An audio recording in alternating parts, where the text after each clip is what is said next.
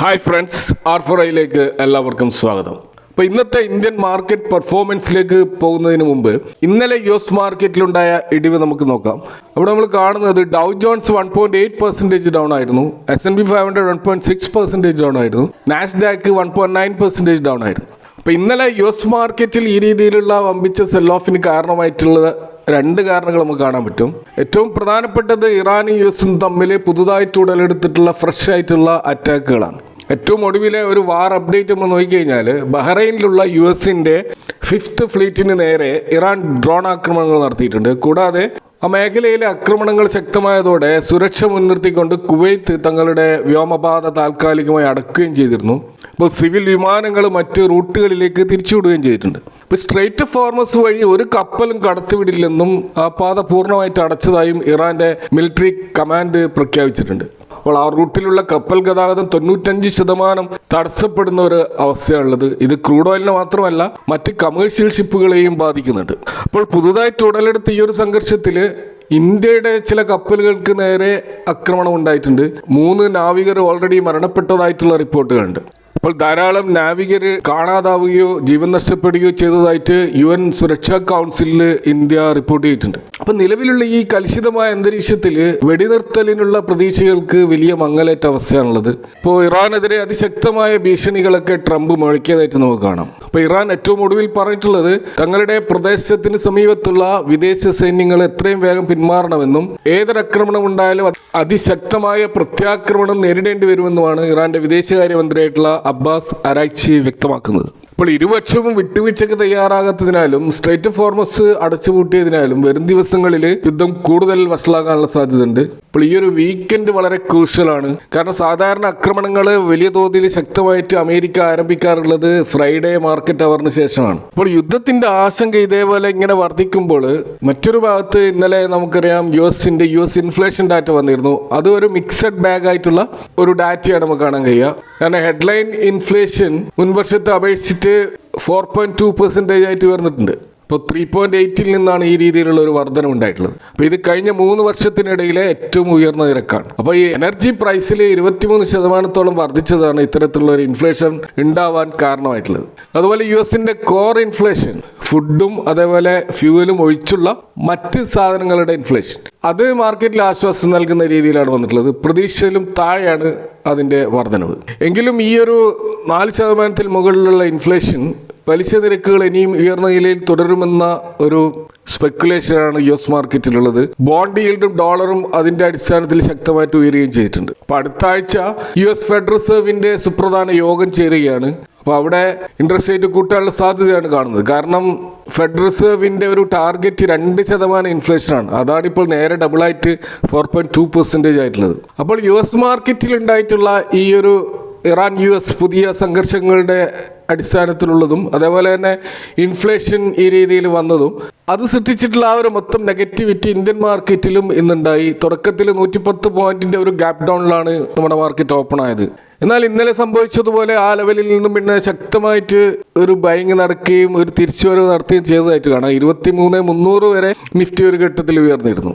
എന്നാൽ അവിടെ സസ്റ്റെയിൻ ചെയ്യാനാവാതെ അവസാന ഘട്ടങ്ങളിൽ ഉണ്ടാകുന്ന ശക്തമായ സെല്ലിങ് വീണ്ടും ആവർത്തിച്ചിട്ട് ഇപ്പോൾ 23,161 ലെവലിലേക്ക് മാർക്കറ്റ് താഴോട്ടേക്ക് വന്നിട്ടുണ്ട്. ഇന്ന് അതുകൂടാതെ സെൻസെക്സിന്റെ എക്സ്പയറി ഡേ ആയതുകൊണ്ട് ലാർജ് ക്യാപ്പിൽ അത്യാവശ്യം ആ ഒരു ബിയേഴ്സിന്റെയും ബുള്ളിന്റെയും ശക്തമായ പോരാട്ടം കാരണം വലിയ തോതിൽ തകർച്ച അവിടെ ഉണ്ടായില്ല. പക്ഷേ മറ്റ് അക്രോസ് മാർക്കറ്റിലുള്ള mid cap, small cap, micro cap വ്യത്യാസമില്ലാതെ എല്ലാം റെഡിലാണ് ക്ലോസ് ചെയ്തിരിക്കുന്നത്. ഇന്നലത്തെ പോലെ തന്നെ ഇന്ന് 31% സ്റ്റോക്കുകൾ അഡ്വാൻസ് ചെയ്തപ്പോൾ അതിന്റെ ഡബിൾ ആയിട്ട് ഏകദേശം 63% സ്റ്റോക്കുകൾ ഡിക്ലൈൻ ചെയ്യാണ് ചെയ്തിട്ടുള്ളത്.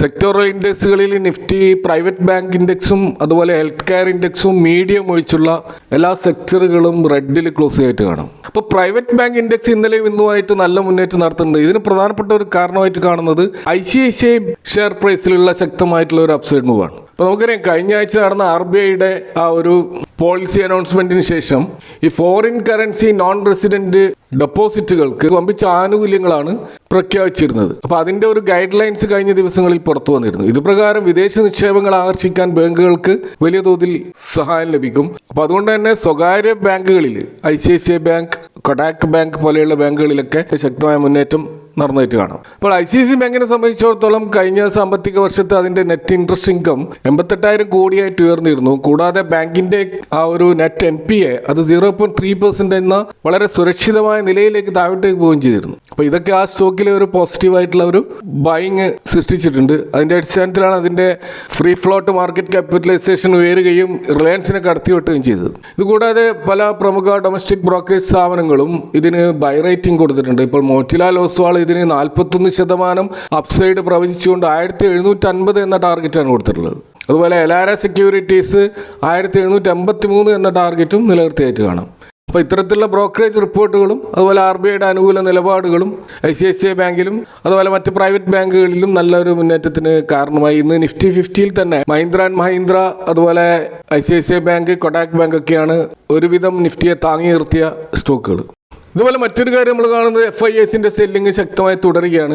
കഴിഞ്ഞ മാസം മെയ് 19 ആരംഭിച്ച അവരുടെ ഹെവി സെല്ലിംഗ് ഇതിപ്പോൾ 15 ദിവസങ്ങൾ തുടർച്ചയായിട്ട്, അതിലേതോ ഒരു ദിവസം മാത്രം അവർ സിഗ്നിഫിക്കൻ്റ് അല്ലാത്ത നേരിയ ഒരു എമൗണ്ടിന്റെ ബൈങ് നടത്തിയത് ഒഴിച്ചാൽ കണ്ടിന്യൂസ് ആയിട്ടുള്ള സെല്ലിംഗ് ആണ്. ഇപ്പോൾ ജൂൺ മാസം മാത്രം 43,000 കോടിയുടെ ഒരു നെറ്റ് സെല്ലിംഗ് അവർ നടത്തി കഴിഞ്ഞു. ഇൻട്രസ്റ്റിംഗ് ആയിട്ടുള്ള കാര്യം DIS 48,000 കോടിയുടെ ഒരു ബൈങ് ഈ ജൂൺ മാസം മാത്രം നടത്തിയിട്ടുണ്ട്. ഇപ്പോൾ FII സെല്ലിങ്ങിനെ അതിശക്തമായി പ്രതിരോധിക്കാൻ ഇപ്പോഴും DISന് കഴിയുന്നുണ്ട്. അതിൻ്റെ ഒരു കാരണമായിട്ട് നമ്മൾ കാണുന്നത് ഇപ്പോൾ ഒടുവിൽ വന്നിട്ടുള്ള association of mutual fund India അഥവാ AMFIയുടെ ഒരു ഡാറ്റ നമ്മൾ പരിശോധിച്ചാൽ ഈ SIP ഇൻവെസ്റ്റ്മെൻറ്റിൽ മാർക്കറ്റിൽ വലിയ ഇടിവുകളും പ്രശ്നങ്ങളും വെല്ലുവിളികളൊക്കെ ഉണ്ടെങ്കിലും ആ SIP വഴിയുള്ള ആ നിക്ഷേപം അതിശക്തമായി തുടരുകയാണ്. ഇപ്പോൾ മെയ് മാസത്തിൽ SIP വഴി എത്തിയത് 30,000 കോടിക്ക് മുകളിലാണ്. ഇപ്പോൾ തുടർച്ചയായ 4 മാസങ്ങളിലായിട്ടാണ് SIP നിക്ഷേപം ഇതേപോലെ 30,000-നും 31,000 കോടിക്കും ഇടയിൽ നമ്മൾ കാണുന്നത്. എന്നാൽ മെയ് മാസത്തിലെ ഈക്വിറ്റി മ്യൂച്വൽ ഫണ്ടുകളിലേക്കുള്ള നെറ്റ് നിക്ഷേപം 22 കോടിയായിട്ട് കുറഞ്ഞിട്ടുണ്ട്. ഏപ്രിൽ മാസത്തിൽ അത് 38,000 കോടിയായിരുന്നു. അപ്പോൾ അവിടെ ഒരു 40% കുറവ് ഈക്വിറ്റികളിലേക്ക് ഉണ്ടായിട്ടുണ്ട്. അതായത് ലംസമായിട്ട് ഈക്വിറ്റികളിൽ ഇൻവെസ്റ്റ് ചെയ്യുന്നത് വളരെയധികം കുറഞ്ഞിട്ടുണ്ട്. എങ്കിലും ഈക്വിറ്റി ഫണ്ടുകളിലേക്കുള്ള നിക്ഷേപം പോസിറ്റീവായിട്ട് തന്നെ തുടരുകയാണ്. അപ്പോൾ ഇൻവെസ്റ്റേഴ്സിൻ്റെ വളരെ ഫേവറേറ്റ് ആയിട്ടുള്ള ഈക്വിറ്റി കാറ്റഗറിയിൽ ഇപ്പോഴും ഫ്ലക്സി ക്യാപ്പ് തന്നെയാണ് മുന്നിട്ട് നിൽക്കുന്നത്. 5,000 കോടിയുടെ നിക്ഷേപത്തിൽ വന്നിട്ടുണ്ട്. അതുപോലെ സ്മോൾ ക്യാപ്പിൽ ഏകദേശം 5,000 കോടിയുടേതും അതുപോലെ മിഡ് ക്യാപ്പിൽ 4,000 കോടിയുടെയും ഒരു ഇൻഫ്ലോ ഉണ്ടായിട്ടുണ്ട്. എന്നാൽ ഗോൾഡ് ETF-കളിൽ ശക്തമായ പ്രോഫിറ്റ് ബുക്കിംഗ് നടന്നതായിട്ട് കാണാം. അവിടെ 725 കോടിക്ക് സമാനമായ തുക ETF-കളിൽ നിന്നും പിൻവലിക്കപ്പെട്ടിട്ടുണ്ട്. എങ്കിലും ടോട്ടൽ അസറ്റ് അണ്ടർ മാനേജ്മെന്റ്, അതായത് മൊത്തം എല്ലാ മ്യൂച്വൽ ഫണ്ടുകളും ഡെപ്റ്റ് ഫണ്ടുകളും എല്ലാം അടക്കമുള്ള ഒരു അസറ്റ് അണ്ടർ മാനേജ്മെന്റ് നോക്കുകയാണെങ്കിൽ 81 ലക്ഷം കോടിയിൽ തന്നെ നിൽക്കുകയാണ്. കഴിഞ്ഞ മാസവും ഇത് 81 ലക്ഷം കോടിയിലായിരുന്നു. ഇപ്പോൾ കേവലം ഈ ഒരു നമ്പറുകൾക്കപ്പുറം ഈ ഡാറ്റകൾ ചില സൂചനകൾ നൽകുന്നുണ്ട്. അതായത് ഈ സ്റ്റോക്ക് മാർക്കറ്റിൽ വമ്പിച്ച വളറ്റിലിറ്റി ഉണ്ടെങ്കിലും ഇപ്പോഴും റീറ്റെയിൽ ഇൻവെസ്റ്റേഴ്സ് വലിയ തോതിൽ പാനിക്കല്ല. അതുകൊണ്ടാണ് SIP ഇൻഫ്ലോ ആരും വലിയ തോതിൽ നിർത്തിവെച്ചതായിട്ട് നമ്മൾ കാണുന്നില്ല. അപ്പോൾ ഇത്തരത്തിലുള്ള ഇടിവുകൾ ആവറേജ് ചെയ്യാനുള്ള ഒരു അവസരമായിട്ട് സ്വീകരിച്ചുകൊണ്ട് ആ രീതിയിലുള്ളൊരു പക്വത ഇന്ത്യയിലെ റീറ്റെയിൽ നിക്ഷേപകർ കൈവരിച്ചതായിട്ടാണ് ഇതിൽ നമ്മൾ മനസ്സിലാക്കാൻ കഴിയുന്നത്. എന്നാൽ ഈക്വിറ്റി ഫണ്ടുകളിലേക്കുള്ള ലംസം നിക്ഷേപം കുറയാനുള്ള ഒരു കാരണം അവിടെ വെയിറ്റ് ആൻഡ് വാച്ച് എന്ന മോഡിലേക്ക് പ്രത്യേകിച്ച് നല്ല തോതിലുള്ള ക്യാപിറ്റൽ ഉള്ളവർ വെയിറ്റ് ചെയ്യുകയാണ് നല്ലൊരു ഇടിവിന് വേണ്ടിയിട്ട്. അപ്പോൾ ചുരുക്കത്തിൽ ഇന്ത്യയിലെ മ്യൂച്വൽ ഫണ്ട് മാർക്കറ്റിൻ്റെ അടിത്തറ വളരെ സ്ട്രോങ് ആണ്. FIS മാർക്കറ്റിൽ നിന്ന് പണം പിൻവലിക്കുമ്പോഴും DIS അവരുടെ ആ ഒരു കോൺസ്റ്റൻ്റ് ആയിട്ടുള്ള ഈ ഫണ്ട് ഇൻഫ്ലോ കാരണം ഇന്ത്യൻ മാർക്കറ്റിനെ അതിൻ്റെ തകർച്ചകളിൽ നിന്ന് താങ്ങി നിർത്താൻ ഇപ്പോഴും സഹായിക്കുന്നുണ്ട് എന്നാണ് ഇത് വ്യക്തമാക്കുന്നത്.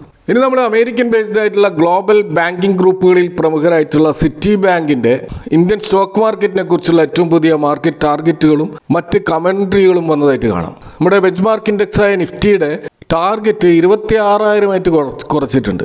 മുമ്പ് ഇത് 27,000 ആയിരുന്നു. അപ്പോൾ ലോകത്തിലെ വിവിധ ഭാഗങ്ങളിൽ ഈ ജിയോ പൊളിറ്റിക്കൽ റിസ്ക് കാരണം, പ്രത്യേകിച്ച് യുദ്ധസമാനമായ സാഹചര്യങ്ങൾ, ഇൻ്റർനാഷണൽ ആയിട്ടുള്ള ട്രേഡ് കോൺഫ്ലിക്റ്റുകൾ, അതുപോലെ സപ്ലൈ ചെയിനിലുള്ള തടസ്സങ്ങൾ, ഇതൊക്കെ ഇന്ത്യൻ മാർക്കറ്റിനെ നെഗറ്റീവായിട്ട് ബാധിക്കാൻ സാധ്യതയുണ്ടെന്ന് സിറ്റി ബാങ്ക് കരുതുന്നു. അതുകൊണ്ടാണ് അവർ ടാർഗറ്റ് കുറച്ചിട്ടുള്ളത്. അപ്പോൾ ടാർഗറ്റ് കുറച്ചെങ്കിലും 12% ഒരു അപ്സൈഡ് മുകളിലേക്ക് ഉയരാൻ സാധ്യതയുണ്ടെന്നും അവർ സൂചിപ്പിക്കുന്നുണ്ട്. അപ്പോൾ ഈ സിറ്റി ബാങ്ക് ഏറ്റവും കൂടുതൽ വളർച്ച പ്രതീക്ഷിക്കുന്ന 4 പ്രധാനപ്പെട്ട മേഖലകളാണ്. അവിടെയൊക്കെ അതിന് ഓവർ വെയ്റ്റ് റേറ്റിംഗ് കൊടുത്തിട്ടുണ്ട്. ഒന്ന് ഫൈനാൻഷ്യൽസ് ആണ്. ഒന്നാമത് ഇവിടെയൊക്കെ വർദ്ധിച്ചു വരുന്ന ക്രെഡിറ്റ് ഗ്രോത്തും അതുപോലെ ബാങ്കുകളുടെ ബാലൻസ് ഷീറ്റും അതൊക്കെ വളരെ മികച്ചതാണെന്നാണ് ഇവർ സൂചിപ്പിക്കുന്നത്. അതുപോലെ ഈ ടെലികോം സെഗ്മെൻറ്റിൽ ഇന്ത്യയിലെ ഡാറ്റ ഉപയോഗം വർദ്ധിക്കുന്നതും അതുപോലെ റീചാർജ് പ്ലാനുകൾ ഉയർത്താൻ കമ്പനികൾക്ക് സാധിക്കുന്നതും ടെലികോം മേഖലയിലുള്ള വരുമാനം വർദ്ധിപ്പിക്കുമെന്നാണ് അവരുടെ റിപ്പോർട്ടിൽ പറയുന്നത്. അതുപോലെ 5G സർവീസസിൻ്റെ ആ ഒരു വ്യാപനം അത് ഈ മേഖലയ്ക്ക് കരുത്താകുമെന്നും അവർ സൂചിപ്പിക്കുന്നു. അതുപോലെ ഹെൽത്ത് കെയർ മേഖലയും വളരെ സുരക്ഷിതമായിട്ടുള്ള ഒരു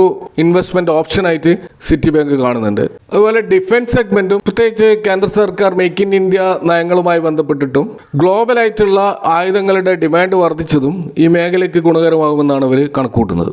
എന്നാൽ ഇവിടെ സിറ്റി അണ്ടർ വെയിറ്റ് കൊടുത്ത ചില സെക്ടറുകൾ കാണാം. അതിലൊന്ന് IT സർവീസസ് മേഖലയാണ്. അപ്പോൾ ഈ ആർട്ടിഫിഷ്യൽ ഇൻ്റലിജൻസിൻ്റെ വേഗത്തിലുള്ള വളർച്ചയും അതുപോലെ IT സെഗ്മെൻറ്റിലുള്ള ചെലവുകൾ പുനഃക്രമീകരിക്കുന്നതും കാരണം ഈ ട്രഡീഷണൽ സോഫ്റ്റ്വെയർ സർവീസ് കമ്പനികൾക്ക് തൽക്കാലം അവരുടെ വളർച്ച ഒരു സ്ലോ ആവാനുള്ള സാധ്യത ഉണ്ടെന്ന് അവർ സൂചിപ്പിക്കുന്നത്. അതുകൊണ്ടാണ് ഇതിന് അണ്ടർ വെയിറ്റ് കൊടുത്തിരിക്കുന്നത്. അതുപോലെ ഈ കൺസ്യൂമർ സ്റ്റാപ്പിൾസ്, പ്രത്യേകിച്ച് നിത്യോപയോഗ സാധനങ്ങൾ നിർമ്മിക്കുന്ന മേഖല, അവിടെ അസ്ഥിരമായിട്ടുള്ള ഈ ക്ലൈമറ്റ് ചേഞ്ചസ് അതുപോലെ ഇൻഫ്ലേഷൻ ഇതൊക്കെ സാധാരണക്കാരുടെ ആ ഒരു സ്പെൻഡിങ് കപ്പാസിറ്റി കുറയാൻ സാധ്യതയുള്ളതിനാൽ വരും മാസങ്ങളിൽ ഒരു ജാഗ്രത വേണമെന്നാണ് ഇവർ സൂചിപ്പിക്കുന്നത്. അതുപോലെ മെറ്റൽസിലും ഒരു ഇടിവുണ്ടാവാൻ സാധ്യതയുണ്ടെന്ന് അവർ കാണുന്നുണ്ട്. കാരണം സപ്ലൈ ചെയിൻ തടസ്സപ്പെടുന്നതും അതുപോലെ റോ മെറ്റീരിയലിൻ്റെ വില വർധനവും മെറ്റൽ കമ്പനികളുടെ മാർജിനെ ബാധിച്ചേക്കാമെന്നും അവർ വാണിംഗ് നൽകുന്നുണ്ട്. അതുപോലെ ഇന്ത്യയിലുള്ള ഡൊമസ്റ്റിക് ഇൻവെസ്റ്റേഴ്സിൻ്റെ ഇടപെടൽ അത് ശക്തമായി വർദ്ധിച്ചതോടുകൂടി വലിയ തകർച്ചയിലേക്ക് പോകാതെ ഇന്ത്യൻ മാർക്കറ്റിനെ നിലനിർത്താൻ അവർക്ക് സഹായിക്കുമെന്നാണ് സിറ്റി ബാങ്ക് പറയുന്നത്. കാര്യങ്ങൾ കുറച്ചുകൂടി നോർമലൈസ് ചെയ്യപ്പെടുമ്പോൾ തീർച്ചയായിട്ടും കമ്പനികളുടെ ഏർണിങ്സ് വർദ്ധിക്കുകയും വാല്യുവേഷൻ നോർമലാവുകയും ചെയ്യുമ്പോൾ FIS മാർക്കറ്റിലേക്ക് തിരിച്ചു വരുമെന്നും അവർ സൂചിപ്പിക്കുന്നുണ്ട്. ഇനി നമ്മൾ നിഫ്റ്റിയുടെ ആ ഒരു ലെവലിലേക്ക് വന്നു കഴിഞ്ഞാൽ ഇപ്പോൾ ഡെറിവേറ്റീവ് മാർക്കറ്റിലെ പുട്ട് കോൾ റേഷ്യോ നമ്മൾ കാണുന്നത് 0.92 എന്ന ലെവലിലാണ്. അതായത് മാർക്കറ്റ് വളരെ കോഷ്യസ് ആണ്, പക്ഷേ ന്യൂട്രൽ ടു മൈൽഡ് ബിയറിഷ് ആയിട്ടാണ് നമ്മളത് കാണുന്നത്. അപ്പോൾ ഇന്ന് 23,162 ക്ലോസ് ചെയ്തിരിക്കുന്നത്. മാക്സ് പെയിൻ 23,200 ലെവലിലാണ്. അപ്പോൾ അടുത്ത എക്സ്പയറിയിൽ 23,200 ചുറ്റിപ്പറ്റി നിൽക്കാനാണ് സാധ്യത. എന്നാൽ വരും ദിവസങ്ങളിൽ 23,000 എന്നുള്ള ഈ ശക്തമായിട്ടുള്ള ബേസ് അത് നിഫ്റ്റി ബ്രേക്ക് ചെയ്യാതെ നിൽക്കേണ്ടത് വളരെ അത്യാവശ്യമാണ്. അത് ബ്രേക്ക് ചെയ്താൽ മാർക്കറ്റ് കൂടുതൽ നെഗറ്റീവ് ആകാനുള്ള സാധ്യതയുണ്ട്. അപ്പോൾ ഇതൊക്കെയാണ് ഇന്നത്തെ മാർക്കറ്റുമായി ബന്ധപ്പെട്ട് നിങ്ങളെ ഷെയർ ചെയ്യാനുള്ളത്. ഈ വിഷയങ്ങളുമായി ബന്ധപ്പെട്ട നിങ്ങളുടെ അഭിപ്രായങ്ങളും കമൻറ്റുകൾ അറിയിക്കുക. Thank for watching. See you next time with another video.